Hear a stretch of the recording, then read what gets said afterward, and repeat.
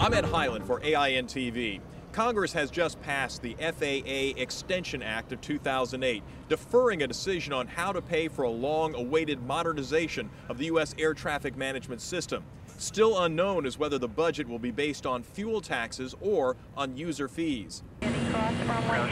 No one disagrees that the country's outdated air traffic management system needs a major upgrade to tackle flight delays. But the big question is how to pay for it. Earlier this year, the House passed an FAA bill that included higher fuel taxes rather than user fees. But the move was not replicated on the Senate side, and that's what forced Congress to resort to another temporary reauthorization. Now, NBAA is urging Congress to come up with a permanent solution without further delay. With elections looming large, the matter will now have to be resolved by a new president and a new Congress in the new year. So we supported modernization.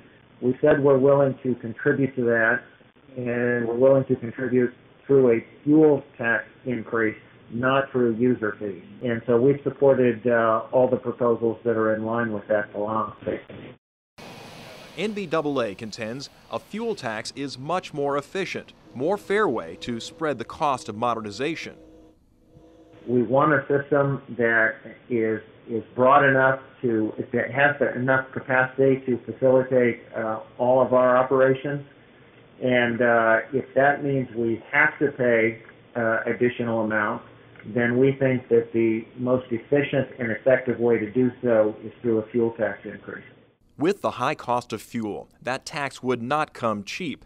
In fact, a bill passed by the Senate Finance and Commerce Committee would increase general aviation jet fuel tax from the current 21.8 cents a gallon to 36 cents a gallon.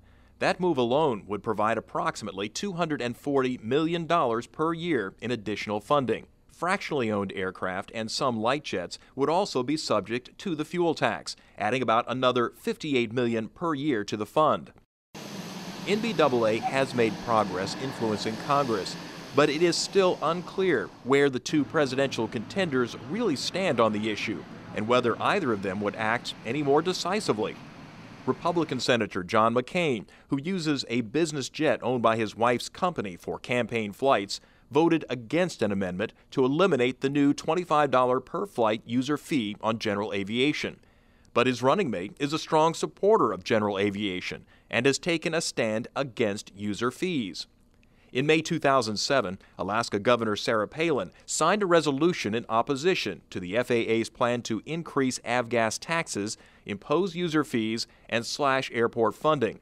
Not surprising in a state heavily dependent on private flying. According to Barack Obama's website, he plans to work with Congress to modernize the nation's air traffic control system, but has not indicated how the improvements would be funded.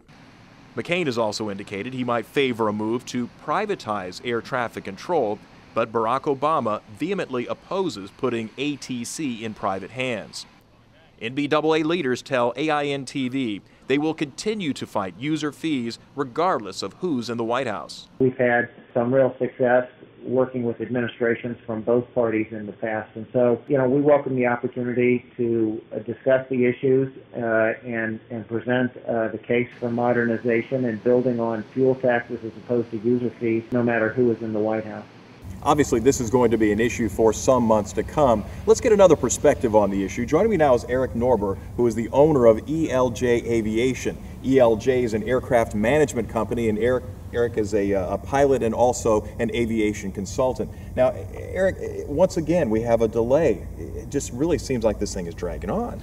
It really does. It's another case where the Congress has prolonged a situation that needs to be resolved. When I speak with my customers, who are by and large owners of private aircraft, they really do want to see the Congress settle the issue of how we'll fund the growth or evolution of our air traffic control system. Does this delay cause some additional problems? I mean, the money's not coming in, so the system can't be upgraded. Yeah, I think the problems are significant and they're already there. The problems are getting worse every day. We don't have a solution, so really we do need to move towards one solution or another and continue to, or move into a phase of the evolution of air traffic control. Obviously, it's an unscientific polling, but what are your people saying about the choices that they would make between a user fee and a fuel tax?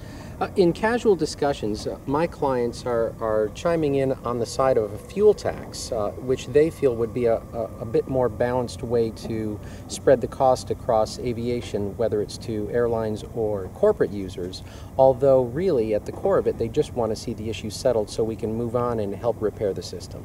Since this is a political year, I'll use the term dark horse. Is there another option? Is there something else out there, or are we pretty much going to make the choice between these two options? There are other options out there that we're not really fully embracing yet as part of the discussion. Some countries are embracing the concept of partial or total privatization of air traffic control systems as a for-profit way to fund their evolution and growth. I think that at some point our country will start to bring that concept into the dialogue, but we're not fully there yet. Eric Norber of ELJ Aviation, thank you so much once again for joining us. And stay with AINtv for all the very latest news on this controversial issue. I'm Ed Highland.